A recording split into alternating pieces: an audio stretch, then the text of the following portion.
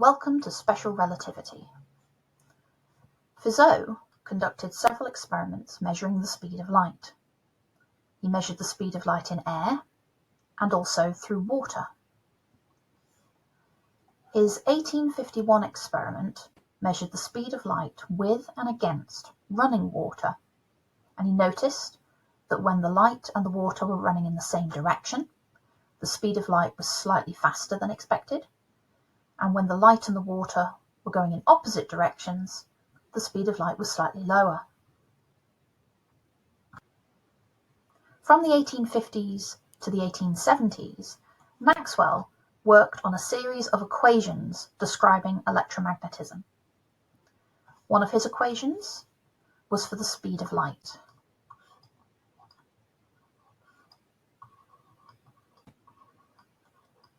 And he observed that the speed of light depends on two fixed values, which means that the speed of light will always be this number. Michelson and Morley conducted their experiment in 1887, where they measured and compared the speed of light in different orientations. Their famous null result meant that the speed of light was the same in every orientation, irrespective of the movement of the Earth through space. Fizeau's 1851 and Michelson and Morley's 1887 experiments focused on relative movement, and relative movement has been well understood ever since the time of Galileo. If you draw a distance time graph but swap over the axes, then you can create a time distance graph. And for a stationary observer, you will remain at the same x position as time goes by.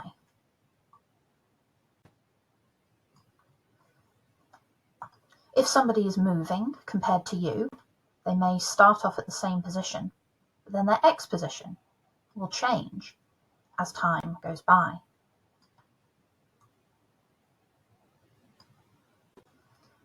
If you want to redraw this graph from the point of view of the blue observer, then you need to move these points so that they are in the middle.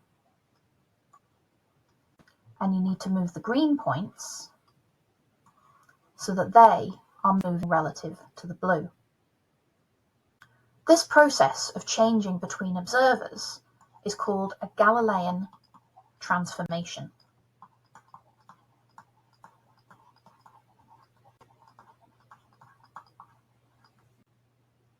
And for slow velocities, this works well. However, as soon as we plot the speed of light on this graph, we can see that this Galilean transformation does not work anymore. If we were to make this yellow line the observer and view all motion relative to them, then we notice that the line is rotating clockwise, and therefore the speed of light line would also rotate clockwise, which would increase the speed of light. We know that the speed of light is a fixed and a maximum velocity, so this is impossible. Lorentz was a Dutch physicist, and he recognized that if you're going to keep the speed of light constant, then it has to be the distance or the time that change for the observer. He came up with the idea of length contraction and time dilation to explain these effects. He also replaced the Galilean transformation with calculations of his own, known as Lorentz transformations. Let's look at a simulation. In this simulation, we can see the speed of light as the orange line. We can see the observer as the blue line going up the time axis, and we can see another object moving relative to the observer moving along the pink line here. If we want to change the perspective and view the blue from the point of view of the pink, then we could use a Galilean transformation and move the pink horizontally until it is on the time axis. The blue line would then be in the positive domain over here. However, as we saw previously, this would also shift the orange line, the speed of light, so that it had a shallower angle, increasing the speed of light, which is not allowed. Lorentz's solution was a series of equations which changed the time and the distances so that the pink line would become the observer and it would not affect the gradient of the speed of light. Let's see how that works.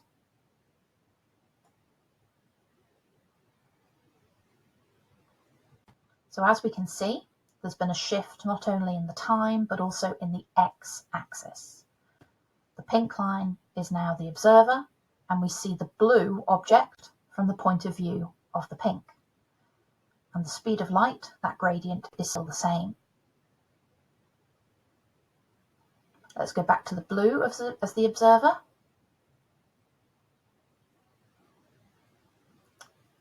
And again back to the pink. So we can see that there is a shift in the time and the distance. And this Lorentz transformation maintains the speed of light. As well as correcting for the Galilean transformation and introducing the Lorentz transformation, Lorentz also noticed a problem with Newton's second law when applied to velocities close to the speed of light. According to this equation, if you apply a force, then you can accelerate a mass. And if you do that and keep going, then that mass will eventually reach the speed of light and exceed it. This is a problem. Lorentz proposed that as you get closer to the speed of light, the mass of the object would increase such that the force required to keep it accelerating would also increase, and this would keep happening until eventually the force required would be infinite. In 1905, Einstein published a paper on special relativity. And this paper was the summary of a series of thought experiments that he had conducted. One of those very first experiments was imagining that somebody could move at the speed of light. What would a light beam look like to that person? He knew from Maxwell's equations that light was an electromagnetic wave,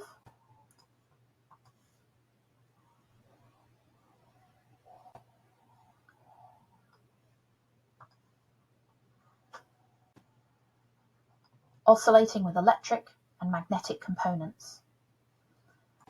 If a person could move at the speed of light, then they would see that wave as being stationary. This is according to Newtonian physics. He realized from Maxwell's equations that this would be impossible, because light always has the same speed, and the velocity of the observer is not one of the variables in that calculation. So he knew that this would be impossible.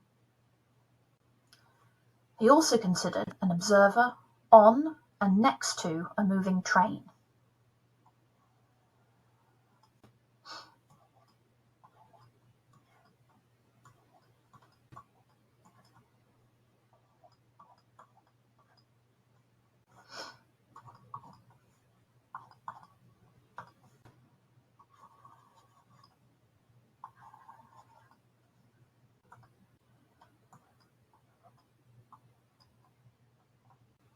Here we have the stationary observer, and here we have an observer moving at velocity v. He imagined what would happen if there was a lightning strike to two trees, equidistant from the train. The stationary observer would observe these lightning strikes at the same time, because the light arriving from them is travelling the same distance and travelling at the same speed. However, the observer moving with velocity v is changing their position relative to the lightning strikes. When the lightning strikes occur, they are in the middle, but by the time they arrive, they have moved further forward. The lightning flash from behind needs to catch up to their new position, and the lightning flash coming from ahead doesn't have to travel as far. This means that even though the two light beams are travelling at the same velocity, one has to travel further than the other. So from the point of view of the observer, this lightning strike happens first, and this one happens second. So depending upon your relative speed, simultaneous events aren't necessarily simultaneous. And we say that simultaneity is not absolute. Einstein combined his thought experiments with Lorentz's mathematics and came up with the theory of special relativity. This was initially known as the Lorentz-Einstein theory, but later became known as Einstein's theory of special relativity.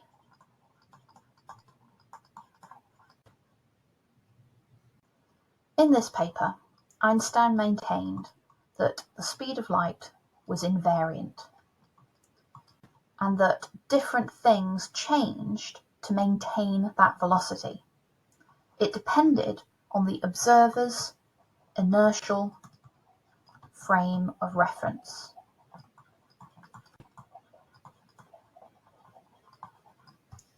That is, from the perspective of an object with constant velocity, where there is no acceleration. Previously, we had used Galilean transformations to make corrections for frames of reference, but Lorentz's mathematics allowed us to do this while maintaining the speed of light. And it was Lorentz who managed to explain the observations made by Fizeau in 1851. It was his idea that time and distance were changing to accommodate the speed of light as a constant value. Lorentz's work was purely mathematical. The mathematics fit the observations. But it took Einstein to put these ideas into context and to explain what was happening. Einstein later went on to say that the special theory was a more detailed exposé of those concepts which were found in Lorentz's research of 1895.